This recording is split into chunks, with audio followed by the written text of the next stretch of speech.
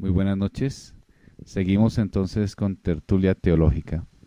Estamos con el académico Joel Sarman y seguimos viendo el puritanismo inglés. Seguimos adelante, hermano Joel. Listo. Entonces, se ha muerto Elizabeth y ha llegado Jacobo al trono. Y este fue un momento de gran alegría para el puritanismo. Pensaron, aquí nos ha dado por fin el Señor un rey presbiteriano, un verdadero Josías, para restaurar la verdadera religión bíblica en nuestro pueblo. Él sabe lo que buscamos, ya que es de Escocia, donde han puesto reforma y tienen la confesión de John Knox, y es además muy inteligente y lo han formado buena gente piadosa como nosotros. Entonces se animaron mucho los puritanos cuando llegó Jacobo al trono inglés. Y ellos pidieron una consulta con el rey y se reunieron con él en una casa llamada Hampton Court, que es un palacio construido por nuestro viejo amigo el cardenal Wolsey. Él lo construyó para su gloria y es un buen lugar para hacer reuniones y cosas importantes. Y ahí Jacobo se reunió con los puritanos y les dio su segunda frustración.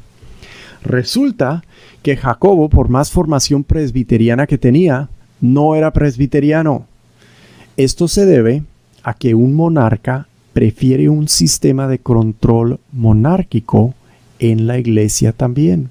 Quiere obispos y arzobispos, que son como nobles, y no quiere gobiernos republicanos como lo son los presbiterios y las asambleas. Sí, el gobierno presbiteriano de la iglesia parece un gobierno más republicano y representativo en el gobierno.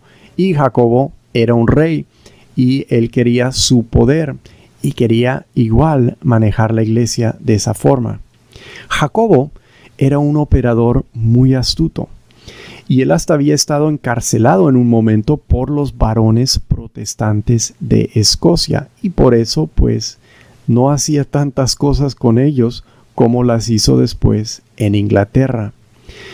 Pero él sí sabía dónde buscar disminuir el poder que le querían quitar a él, de los que le querían quitar poder a él, y cómo aumentar el suyo.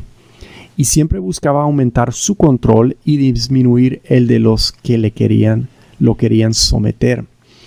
Para el monarca, para el rey, desde su punto de vista, el poder del trono es lo más importante. Y la corona lleva prioridad en todo para esta persona. Y es así que lo fue para Jacobo. Y el problema para los puritanos es que Jacobo fue un hombre muy astuto, muy bueno para la política. Uno que sabía, cuando cometía un error, corregirlo bien. Así Jacobo rehusó las demandas de los puritanos y no buscó avanzar la reforma. No quiso cambiar el establecimiento isabelino que venía de la reina Elizabeth en la iglesia inglesa. Lo único que le permitió a ellos, la única concesión que le sacaron de la conferencia en Hampton Court fue una traducción autorizada de la Biblia, que tampoco les salió tan puritanizada como ellos querían, como la Biblia de Ginebra, que es lo que ellos preferían usar.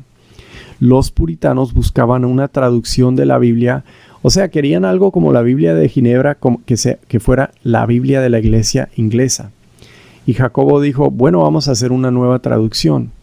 Ellos buscaban una traducción de la Biblia que reflejara interpretaciones más puritanas, más reformadas.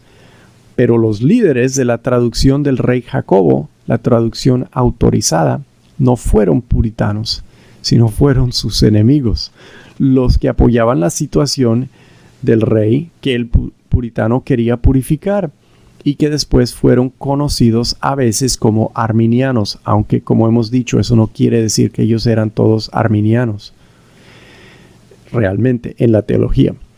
Esa exitosa traducción, tan basada en las traducciones de Tyndale, muy basada en las traducciones de Tyndale, porque eran estupendas, eran muy buenas traducciones al inglés. Esa traducción del rey Jacobo ha tenido un impacto incalculable sobre el idioma inglés por más de 400 años. Y realmente es ha hecho mucho por el idioma inglés. Influye mucho más, yo creo, que quizás otras traducciones en otros idiomas. Es muy influyente. La versión autorizada por el rey Jacobo es un triunfo literario. ¿Sí? Mejoró el estilo literario de muchos libros de la Biblia en el original. Hoy, todos en inglés usamos de varias traducciones que hay, y ya no usamos tanto esa antigua traducción. No sobrevive como, por ejemplo, la Reina Valera sobrevive en el español. Pero por 400 años todos usaban la misma traducción. En todo el mundo angloparlante dominaba esa traducción autorizada por el rey Jacobo. Bueno, esa segunda frustración fue muy buena para las colonias de la Nueva Inglaterra. ¿Por qué? Porque salieron unos puritanos bien formados, muy intelectuales, con una idea muy clara de lo que querían lograr, que no podían lograr en Inglaterra, y lo establecieron en la colonia de Massachusetts, en la Nueva Inglaterra, aquí en los Estados Unidos. Ellos se instalaron en una ciudad que le llamaron Cambridge, porque eran de esa universidad, del Colegio de Emanuel en Cambridge, en la Universidad de Cambridge, en Inglaterra. Y pusieron ahí su universidad. Allí, esa nueva universidad sería la lumbrera al mundo. Mostraría lo que la verdadera religión podía lograr. Y gracias a un señor que les donó como 3,000 libros para su biblioteca, el señor se llamaba Harvard, le llamaron la Universidad de Harvard. Y esos puritanos querían con eso establecer una sociedad inteligente, educada, puritana y cristiana. Tenían una forma de gobierno eclesial que no era episcopal y no era presbiteriano, sino que era congregacional. Eran congregacionalistas. Porque las frustraciones del puritanismo inglés dieron a luz un nuevo parecer. En la iglesia se tenía que purificar mejor al nivel de cada congregación. Y con congregaciones puras, independientes, se purificaba después lo demás y se lograba así un país cristiano. Esto es lo que llevaron ellos al Nuevo Mundo. Estos congregacionalistas eran algo como los separatistas, solo que nunca perdieron la esperanza de cristianizar su sociedad. Creían que era necesario someter a todos a un reino de los santos. Eran postmilenialistas en ese sentido, que el reino de los santos aumentaría y una vez todos los cristianos estuviesen encargados bien de las naciones, Cristo regresara. Y aquí vemos algo muy importante. El separatismo entendió que la pureza de la iglesia era la tarea del cristiano. La purificación de la sociedad se podía sacrificar a la tarea mayor de mantener la iglesia. Eso es lo que decía el separatismo. Y de ahí vienen los bautistas después. En cierta forma, el puritanismo tiene razón cuando busca purificar igual su sociedad. En cierta forma estoy de acuerdo con lo que buscan, porque saben que la iglesia necesita universidades, leyes que la permitan seguir adelante.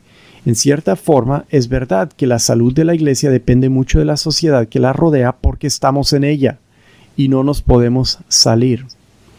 Y no sé si yo tengo una solución definida de cuál lado estoy, pero la mayor parte del tiempo estoy con los separatistas más que con los puritanos.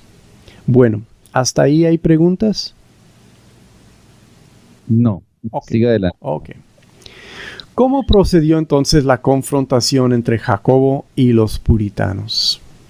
El puritanismo, en contraste con la reforma continental, algo que ellos querían, que no se buscaba con tanto celo en la reforma continental, era que el domingo se observara como día de reposo. Lo querían hacer por ley.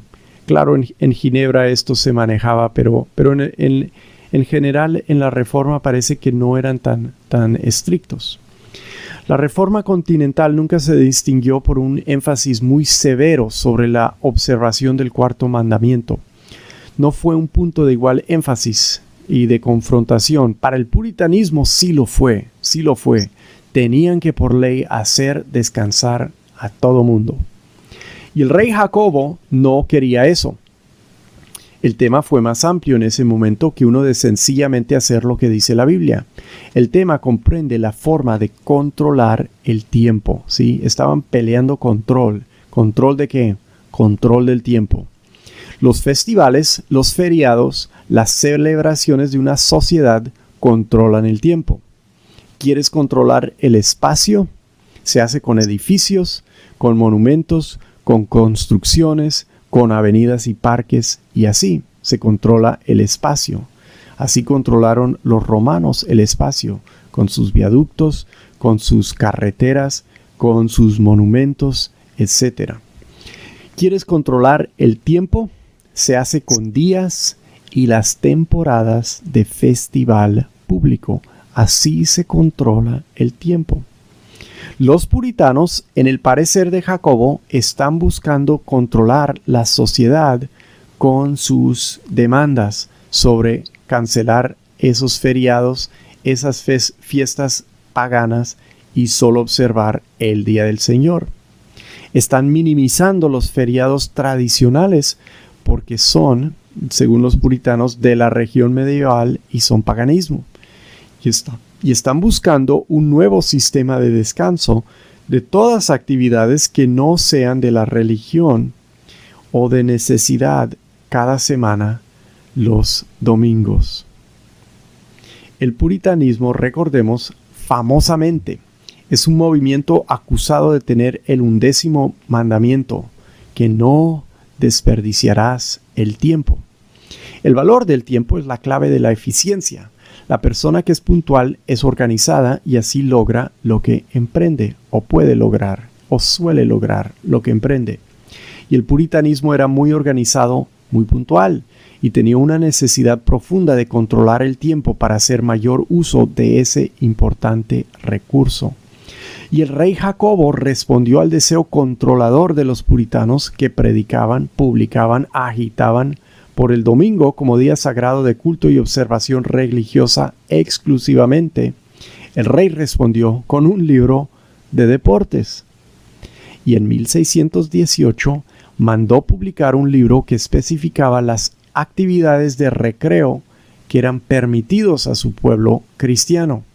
Y enojó a los puritanos diciendo que se podían hacer juegos, se hacían competencias, se podían hacer bailes y otras actividades que los puritanos consideraban profanos en los domingos. Para los puritanos eso era religión casual y eso atraería el juicio de Dios sobre su país. Y en ese contexto es que crecen las acusaciones de arminianismo. El arminianismo es para el puritano una forma no suficientemente seria de observar la religión, y debemos entender que no están manejando siempre la acusación en forma estrictamente teológica, como ya he dicho, hasta que la gente se aburra. Ser arminiano es hacer deporte entonces, después de salir de la iglesia, o es permitir que la gente se pierda el tiempo en actividades frívolas, como lo es bailar, como lo es tomar en una taberna con los amigos de uno, como lo son los juegos de cartas y otras recreaciones. A eso ellos a veces decían, eso es arminianismo. Jacobo está diciendo, no me les vuelvan intolerable la vida a mi pueblo. ¿Cómo así que no pueden bailar? ¿Cómo así que no pueden ir a la taberna con sus amigos?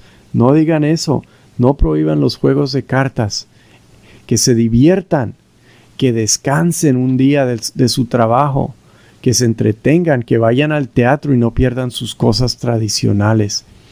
Y lo que hizo Jacobo tan astutamente es hacer que el radicalismo puritano pareciera un ataque contra el mismo país y pueblo, contra su forma de vida, contra su cultura y sus valores. Y él vio que esta era una batalla que él saldría ganando, porque Jacobo, como hemos dicho, fue un rey muy astuto. El problema con Jacobo es que se murió y siguió su hijo Carlos, que no se destacó por su astucia, lamentablemente.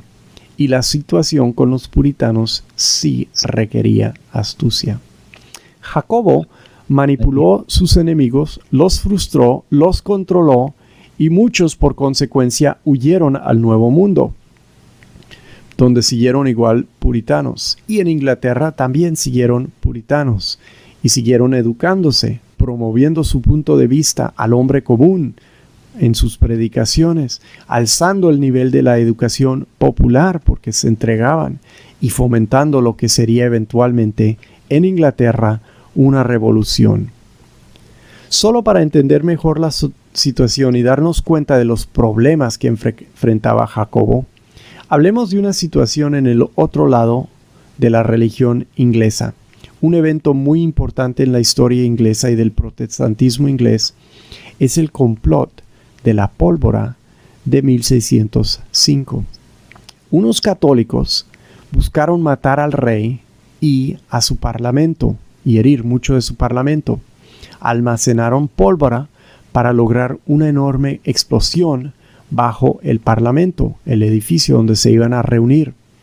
Se descubrió y se expuso el complot y le dio tremenda mala fama al catolicismo, porque eran católicos los que estaban haciendo esto.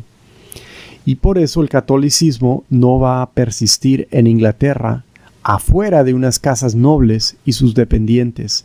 Realmente casi no existe en Inglaterra por muchos siglos el catolicismo. Por esto se erradicará casi por completo en la Revolución Gloriosa de 1688.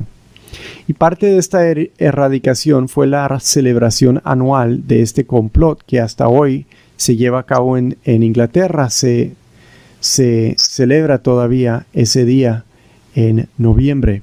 Y en ciertas partes, por casi 400 años, festejaban este día en forma muy en contra del Papa y el catolicismo.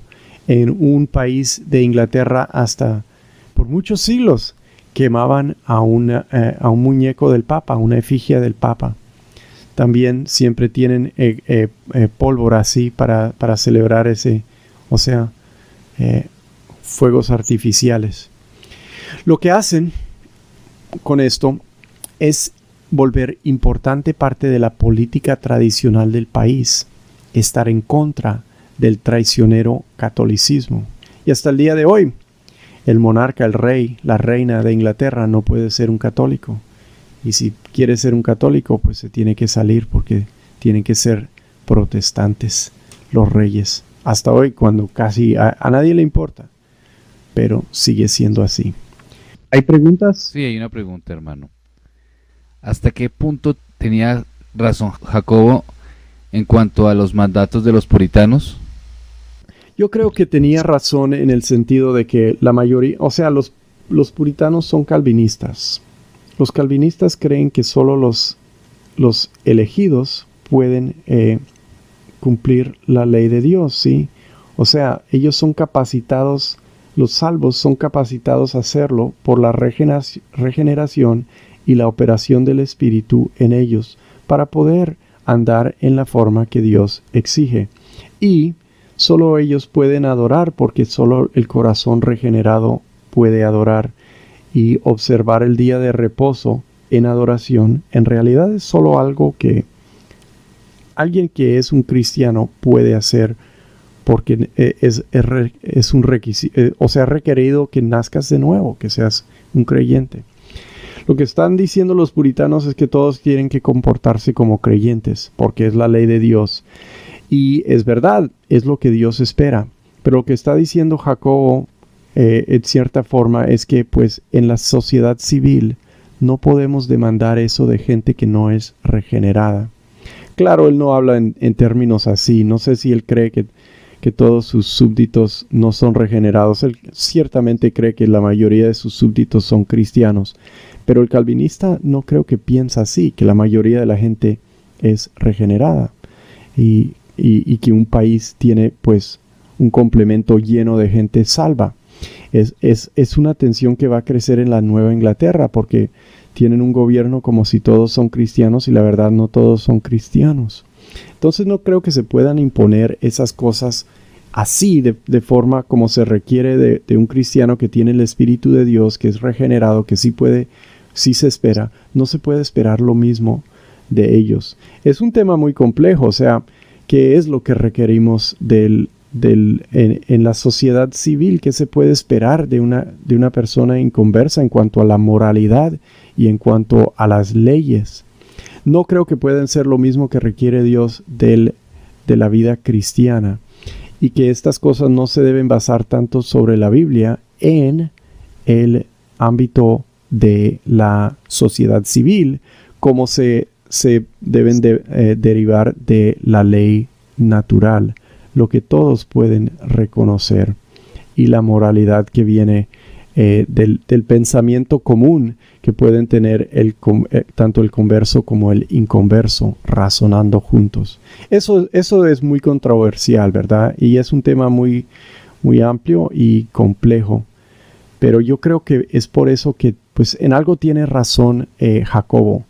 La sociedad, o sea, imagínense que lo hagan en Colombia, que pongan presidente y congreso cristiano y ellos digan, los colombianos ya no pueden festejar sus cosas de forma tradicional, porque muchas tradiciones son católicas, tradiciones paganas, no queremos tener nada que ver con eso, vamos a volvernos todos cristianos cultos, solo vamos a tener el domingo para el Día del Señor, no, todo se va a cerrar y no van a haber todos los otros feriados y festivales ni nada de eso, porque eso es pagano.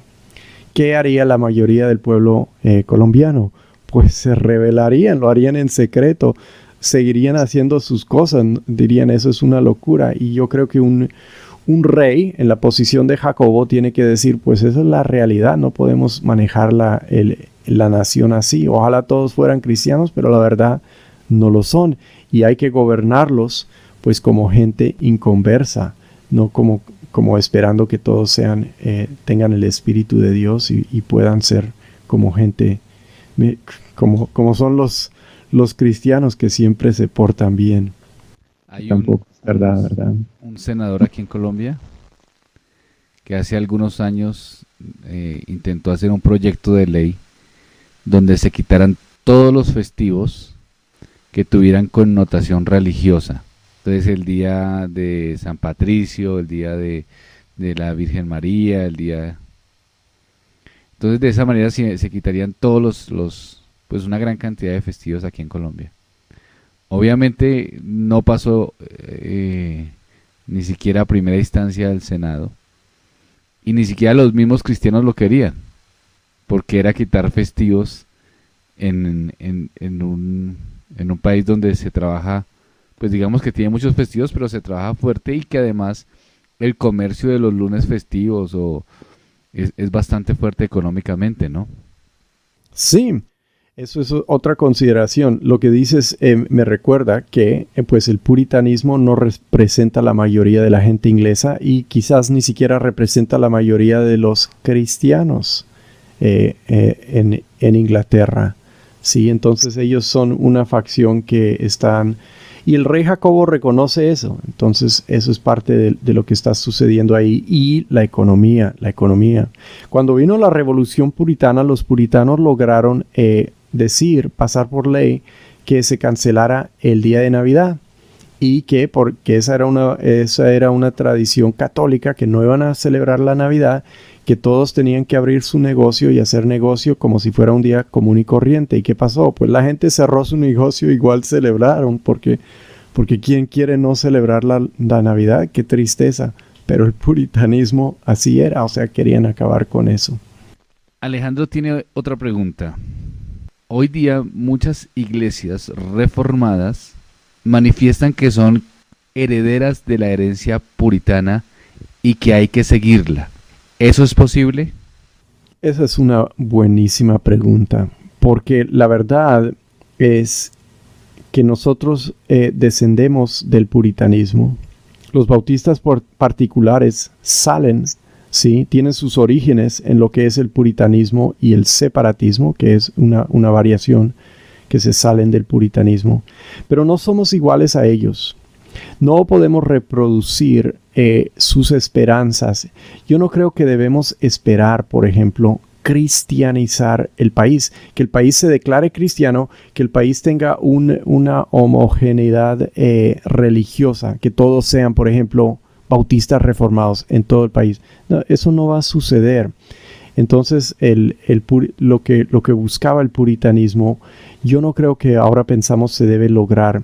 Y es parte del cambio de lo que está sucediendo. O sea, vienen de una sociedad donde sí tenían homogeneidad, si lo estoy diciendo correctamente, homogeneidad religiosa en las edades medias, porque ahí creció una sociedad cristiana con una unión que nunca se había dado antes de religión. O sea, todo este territorio unido bajo con una unión visible bajo el Papa y todos con básicamente la misma creencia. Se fragmentó en la Reforma y pensaron, bueno, vamos a tener países, pero con homogeneidad dentro de nuestro país. Pero a medida que pasaron los años se dieron cuenta que eso no era una solución viable.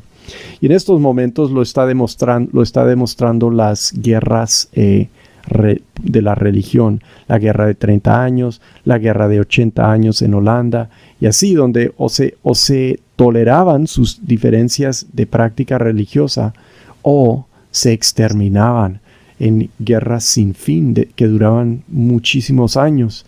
Entonces no me parece que el proyecto de los puritanos, de la homogeneidad religiosa en un país, es viable, y así no creo que podemos llevar todo lo que hacen los puritanos adelante. Muy bien, hermano Joel, entonces terminamos. Sí. Muchas gracias, hermano, creo que vamos por buen camino. Se han aclarado las dudas, los oyentes agradecen pues este esfuerzo y poder hacer como un estudio un poco más cercano a lo que es el puritanismo y más real, ¿no? A la concepción que a veces uno siempre tiene de que fue como casi una época perfecta, ¿no? Sí, es importante que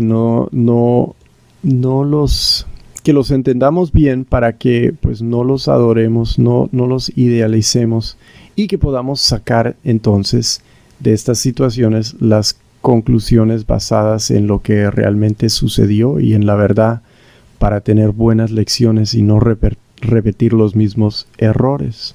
Bien, muchas gracias, hermano Joel.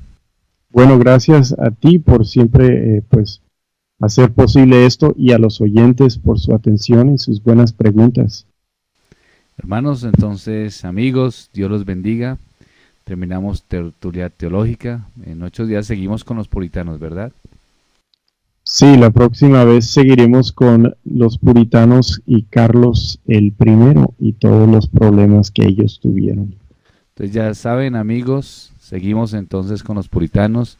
Esto es tertulia teológica. Que el Señor les bendiga.